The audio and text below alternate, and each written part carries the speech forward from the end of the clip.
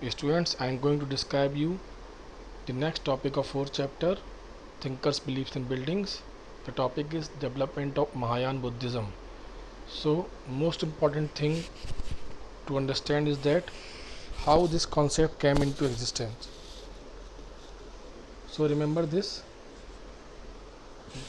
In the time of first century, when the Kanishk was ruler, who was the ruler from the Kusana dynasty, we discussed about him in the second chapter also.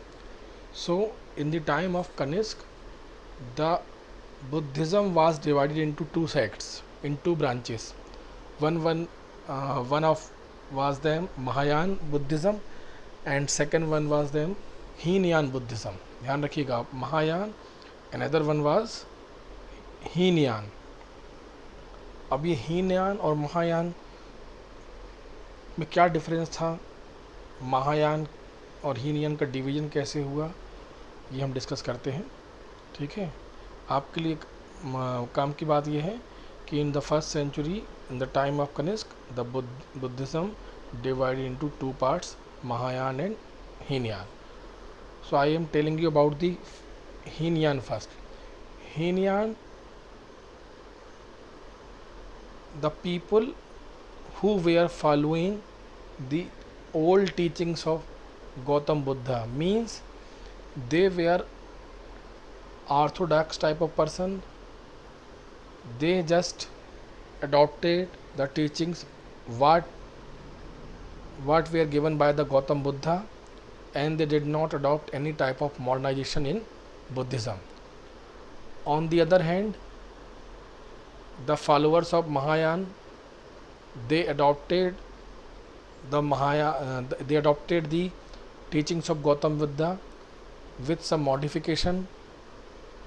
They adopted these teachings with the continuation of the present time. जैसे जैसे समय बदलता जा रहा था, उस हिसाब से उन्होंने गौतम बुद्ध की टीचिंग्स को मॉडिफाई किया, अडॉप्ट किया, और वो ऑर्थोडॉक्स नहीं बने रहे. Another important difference between these two branches that Hinayan considered the Gautam Buddha as a human being only. Okay, they considered him as a only human being. They said that the Gautam Buddha is like a normal person, and he is giving the message to people to attain निब्बाना, जो अपन discuss किया है, निब्बाना जिसको हिंदी में निर्वाण कहते हैं. तो गौतम एक साधारण मनुष्य की भांति लोगों को निर्वाण प्राप्ति का मार्ग बता रहे हैं. निर्वाण मतलब दुखों से मुक्ति पा जाना. On the other hand, the followers of Mahayana branch, they said that Gautam Buddha is a god. Okay, they said that Gautam Buddha came into earth as a god to show the path of truthfulness, to show the path of right rituals to the people. Clear है, ये ध्यान रखिएगा. Plus another difference between Mahayana and Hinayana is that early text of the Hinayan branch were written in Pali language. On the other hand, the early text of Mahayana branch were written in Sanskrit language. ठीक है, जबकि आप जानते हैं कि संस्कृत वैदिक धर्म की भाषा थी, लेकिन महायान के फॉलोअर्स ने संस्कृत को अडॉप्ट किया. ठीक है. फोर्थ पॉइंट जो यहाँ लिखा नहीं, मैं बता रहा हूँ आपको, इसको नोट डाउन भी करिएगा सब.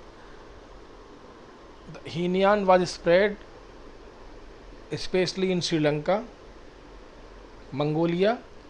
On the other hand, Mahayana spread in South Korea, Japan. ठीक है, तो ये जो आपकी एशियन कंट्रीज़ थी नियर बाई, वहाँ पर हीनयान फैला, और महायान कहाँ फैला, विदेशों में, चीन, कोरिया, जापान में. उसका भी रीज़न था, because the people of China, Japan and Korea, they adopted the modified teachings, they adopted the teachings of Gautam Buddha according to their need.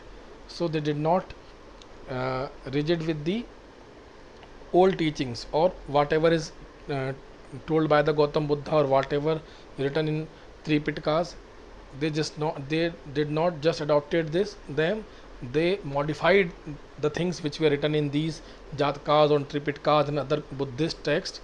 They adopted the things in these texts according to their condition. सो ये difference था. Fifth difference यहाँ देखिएगा लिखा हुआ है second last line में, the new way of thinking of Mahayana literally the greater vehicle. ठीक है, तो महायान के फॉलोअर्स को ग्रेटर व्हीकल कहा जाता है और जबकि हीनयान के फॉलोअर्स को लेसर व्हीकल कहा जाता है. ठीक, महायान मीन्स ग्रेटर व्हीकल और Hinayana means laser vehicle. Greater vehicle मतलब महायान, महा मतलब बड़ा, ग्रेट, व्हीकल मतलब यान. ठीक है, और ही तो महायान ग्रेटर व्हीकल क्यों कहा गया, क्योंकि ये मॉडर्नाइज हुए, और हीनयान लेसर व्हीकल क्योंकि उन्होंने अपने आप को मॉडर्नाइज नहीं किया. One more important thing about the bodhisattas is that the concept of bodhisatta. More important thing about the Mahayana branch is that the concept of Bodhisatta. Bodhisatta means the incarnations of Gautam Buddha. Mahayana के followers ने कहा कि गौतम बुद्ध अकेले नहीं हुए हैं धरती में लोगों का कल्याण करने के लिए. There are other bodhisattas also in the earth who have come to help people to attain nirvana and to attain Mahaparinirvan also. जबकि हीनयान कहते थे कि गौतम बुद्ध केवल एक है, वो एक साधारण मनुष्य हैं. महायान ने कहा कि गौतम बुद्ध तो हैं ही और उनके अलावा भी कई सारे गौतम बुद्ध और हैं. किसके रूप में, बोधिसत्तास के रूप में, उनके अवतार के रूप में. ठीक है, तो आप क्वेश्चन लिखिएगा, describe the differences between the Hinayana and Mahayana Buddhism. Describe the differences between Hinayana and Mahayana Buddhism. मैं फिर से रिपीट कर दे रहा हूँ इन डिफरेंसेस को नटशेल में, आप इसको डिटेल में लिखेंगे. Mahayana means the followers of Buddhism who adopted the modern teachings, who adopted the modernisation in Buddhism. Hinayana means who adopted the teachings in old manner और they were the orthodox. Okay, Mahayana spread in Korea, Japan and China. Heenyan spread in Mongolia and Sri Lanka. Early text of Heenyan written in Pali, early text of Mahayana written in Sanskrit. Clear? Heenyan considered Gautam Buddha as a common human being. On the other hand, Mahayana considered the Gautam Buddha as a god. And fifth difference, Mahayana known as greater vehicle and the Heenyan known as lesser vehicle. तो ये आप ये लिखेंगे class work side में. Next topic comes that growth of पौराणिक Hinduism. अब आप देखिए क्या था जब 6th सेंचुरी BCE में बुद्धिज़्म आ गया, जैनिज़्म आ गया, और जो समाज का एक निचला तबका था, जो लोअर कैटेगरी थी, plus as well as the kings also, the merchants, the traders, people from the different communities, we should say, they attracted towards these new religions, these new two sects. So Hinduism के followers को खतरा लगा अपने धर्म पर.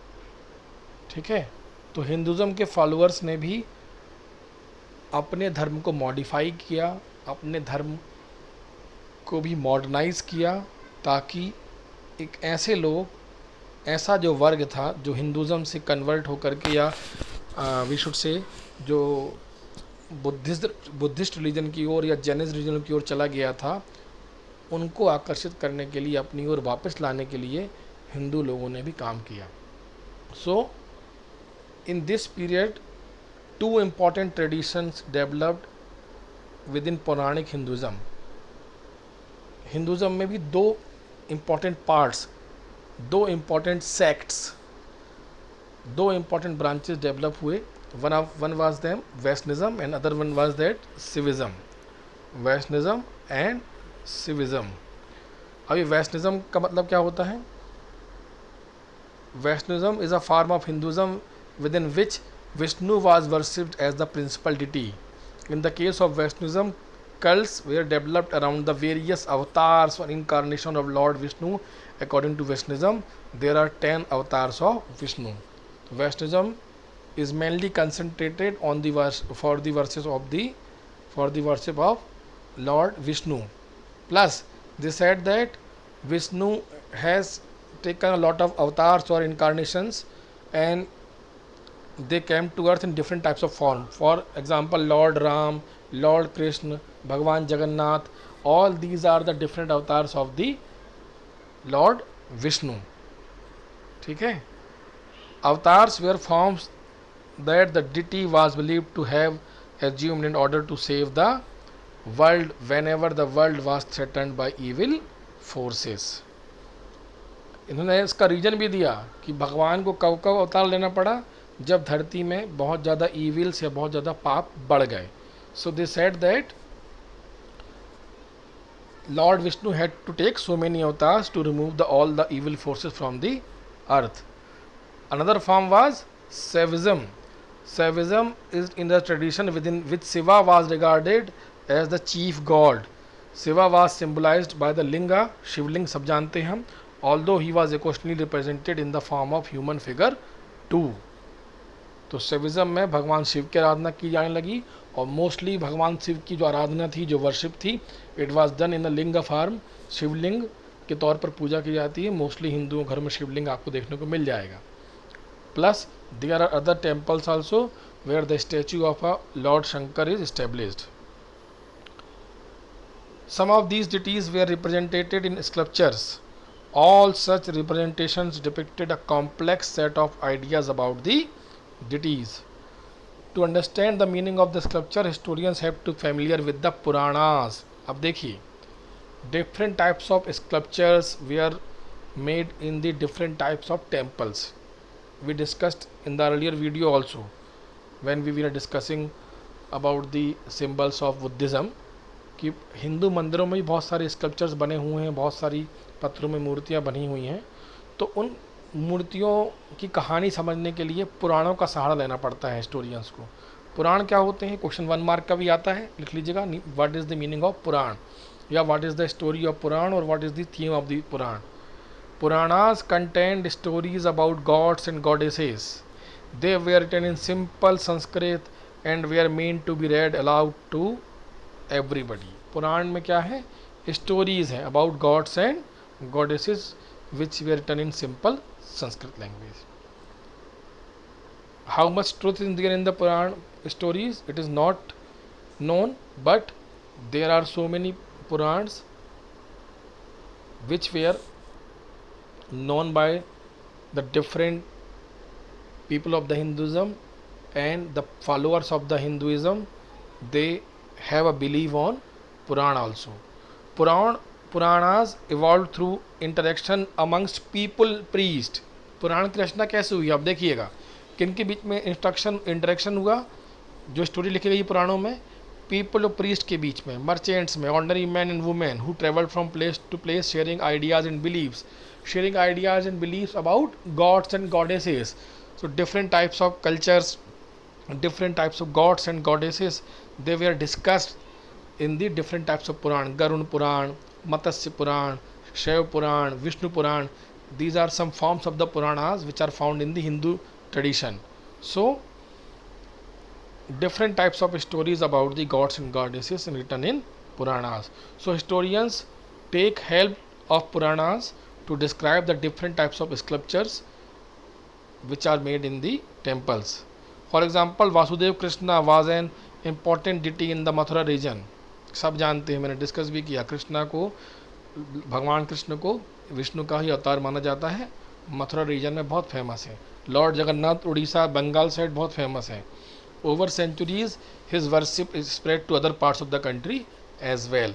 सो these were the different types of tradition which came into Hinduism also. जैसे कि Buddhism में हमने हीनयान और महायान डिस्कस किया, वैसे ही हिंदुज़म में वैष्णविज़्म और शिविज़्म इमर्ज हुए. आप ये क्वेश्चन होमवर्क साइड में करेंगे, क्वेश्चन दिया है होमवर्क के एक्सरसाइज में. Now we come to the growth of temple architecture. अब आप देखिए, भारत में पहले हिंदू मंदिरों का निर्माण, यदि हम कहें स्पेसिफिक तरीके से, तो 5th century in the time of Gupta period, Samudragupta, इनके पीरियड में स्टार्ट हुआ। Samudragupta, Skandagupta, Kumaragupta, they were the famous Guptas ruler. So हमारे यहाँ पर टेम्पल आर्किटेक्चर या पहले मंदिरों का बनना गुप्त पीरियड से स्टार्ट हुआ, 5th सेंचुरी से। ये बात क्यों आ रही है यहाँ पर? क्योंकि उसी टाइम पर सांची स्तूप वगैरह आज प्रेजेंट फॉर्म में आ रहे थे। ये लिखा है, देखिए, when the stupas at sites such as Sanchi were taking the present form, at the same time the first temples to house images of gods and goddesses were also being built. इसके पहले आप क्वेश्चन लिखिएगा, describe the features of temple architecture. Describe the features of the temple architecture. शुरुआत आप इसी first point से करेंगे, when the stupas at Sanchi were taking the present form, the first temples of the Hinduism were taking the place also. The early temples was a small square room called the garbhagriha with a single doorway for the worshipper to enter and offer worship to the image। आपने बहुत सारे मंदिर देखे होंगे where they have a very small square type of room and the image, the statue of a deity is situated there। उस small square room को गर्भगृह कहा जाता है। गर्भगृह जहाँ पर भगवान की मूर्ति स्थापित होती है। पहले बड़े छोटे छोटे मंदिर होते थे, आज भी कई जगह छोटे मंदिर हैं जहाँ पर एक स्क्वायर टाइप का रूम बना हुआ है और भगवान की मूर्ति वहाँ पर स्थापित, एक सिंगल डोर है। आप वहीं से जाइए, एंट्री करिए और वहीं से भगवान की पूजा करके उसी डोर से वापस आ जाइए। Gradually the tall structure known as shikhara was built over the central shrine. धीरे धीरे करके बड़े बड़े मंदिर बनने स्टार्ट हुए। ठीक है, आपने देखा होगा एक हर मंदिर में एक टॉल स्ट्रक्चर ऊपर सेंटर में बना होता है, कौन शेप का, उसको क्या बोलते हैं? शिखर बोलते हैं। हर जगह सेंट्रल मंदिर के सेंटर में टॉप में एक कौन जैसा, एक नुकीली चीज़ जैसी बनी होती है, त्रिशूल जैसा, उसको क्या बोलते हैं? शिखर बोलते हैं। ठीक है। Temples was were often decorated with the sculpture, ये मैंने बात डिस्कस की। खासकर साउथ इंडिया में the south Indian temples are very much decorated, the so much sculptures were made in these temples. आप देखेंगे वहाँ के मंदिरों में गेट से ही आपको अलग अलग छोटे छोटे देवी देवताओं की मूर्तियाँ दीवारों में बनी हुई दिखाई देने लगती हैं। Assembly halls, huge walls, gateways and arrangements for supplying water made the later temples far more elaborate। Assembly halls for different types of sacrifices, different types of prayers, for the marriages also।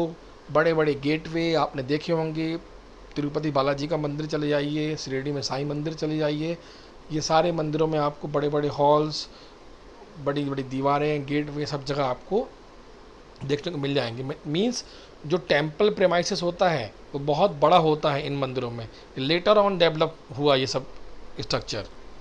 One of the unique features of early temples was that some of these were hollowed out of huge rocks as artificial caves. शुरुआत के मंदिर जो बनाए गए, एक बड़ी आशाजनक चीज़ है, they were made out of from the cutting by huge rocks. ठीक है, चट्टानों को काट काट करके मंदिर बनाए गए हैं। इसमें बहुत एक फेमस है Kailashnath temple. This is written here, the entire temple from a cave is that of Kailashnath temple at Ellora Maharashtra. आप कभी जाए महाराष्ट्र जरूर जाइए यहाँ पर। Kailashnath temple, Kailashnath मंदिर भगवान का जो बना हुआ है एलोरा महाराष्ट्र में, वो पूरा एक सिंगल चट्टान को काट करके बनाया गया है। Only a single rocks was used to make this temple।